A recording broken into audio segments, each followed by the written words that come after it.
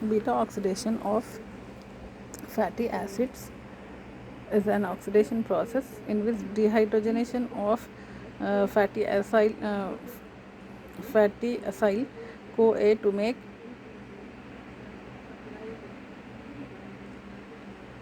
a trans transmission of double bond transfer of double bond between alpha and beta carbon. So this alpha carbon, because the carbon which is attached to the functional group is called as alpha carbon, and the carbon next to alpha carbon is considered as beta carbon.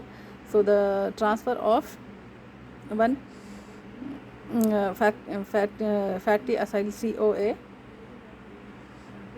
that is dehydrogenation of fatty acyl CoA to make the double bond between the alpha and beta. So a molecule of hydrogen is lost, and a bond is formed between the two carbon atoms, that is alpha and beta carbon atom. So short, medium and long chain acyl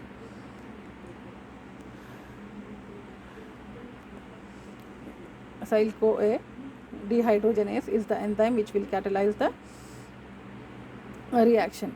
So hydration of the double bond.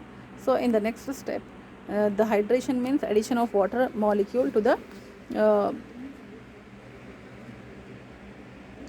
bond by breaking the bond. So addition of water molecule to the double bond between that is carbon atoms, that is double bond containing carbon atoms alpha and beta carbon is holding the double bond. So the double bond will be broken, and in place of that one water molecule is added. So the water molecule will split in H and OH, H plus and OH minus. So one hydrogen atom goes to one carbon and OH goes to another carbon. So addition of hydration of the double bond will occur, and dehydrogenation of beta hydroxyl group to the ketone. So dehydrogenation of the beta hydroxyl group will create the ketone group, and that is catalyzed by hydrolase enzyme, and the addition of acylation of or addition of CoA and production of acetyl CoA will take place. So simultaneously the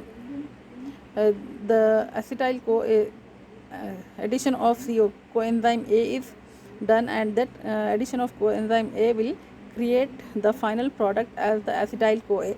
So the beta oxidation has got 4 steps. The step 1 is dehydrogenation of fatty acyl CoA to make the trans double bond between the alpha and beta carbon, and the second step is hydration of the double bond, and the third step is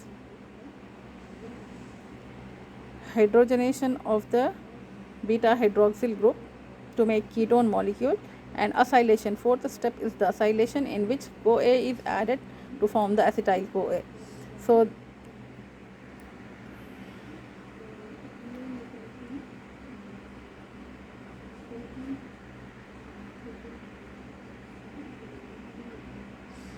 So in this we see how the fatty acids are broken down and used to generate ATP. Fatty acids provide highly efficient energy storage, delivering more energy per gram than carbohydrates like glucose. In tissues with high energy requirements such as heart, up to 50 to 70% of energy in the form of ATP production comes from fatty acid.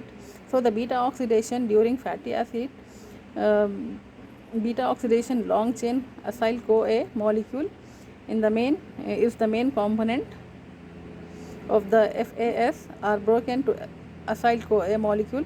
So the pathway and the overview fatty acid transport into the mitochondria, so the are shown in the diagram as shown in the previous diagram. So the pathway of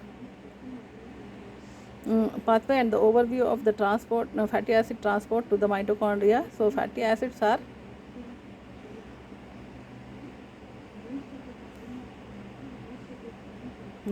branched fatty acid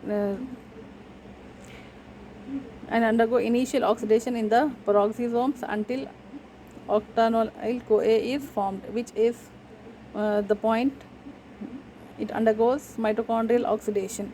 So one significant difference is that oxidation in peroxisomes is not the coupled to ATP, and instead of high potential electron transferred to O2 which yields H2O2,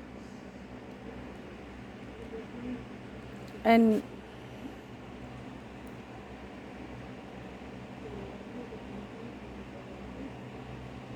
it takes place differently in the different organisms. So in vertebrates, slightly different steps.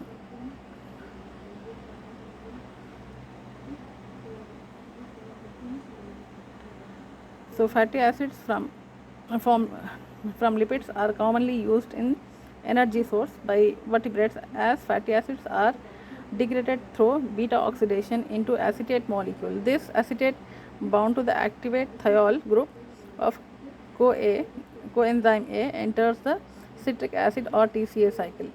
So fully oxidized to carbon dioxide, this pathway of thus allows the cells to obtain energy from fat. To utilize acetate from fat for biosynthesis of the carbohydrates, the glyoxylate cycle, whose initial reactions are identical to the TCA cycle.